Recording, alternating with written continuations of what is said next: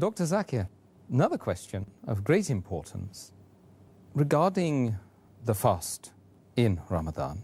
Unfortunately, there are many brothers and sisters who neglect the obligation of fasting during the month of Ramadan.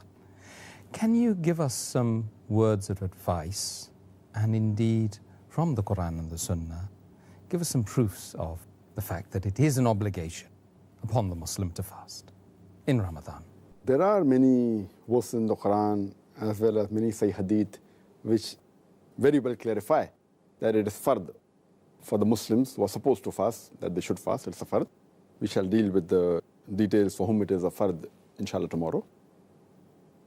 If you read the Quran, Allah says in the Quran, in Surah Baqarah, chapter number 2, verse number 183, Ya ayyuhal lazina amanu, O you who believe, kutiba alaykum as-sayam, kama kutiba alal lazina min qablikum, la'allakum tattaqun.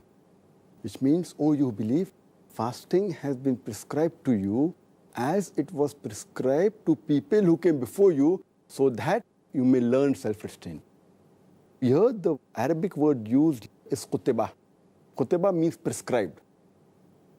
It is written. Amongst the other things which are compulsory, it has been prescribed. It has been made compulsory for you, also fasting. As it was made compulsory for people who came before you. That means it was compulsory even for people that came before. The Jews, the Christians, etc. But it's also made compulsory for the Muslims. Ya ayyuhal lazina amanu, for the believers.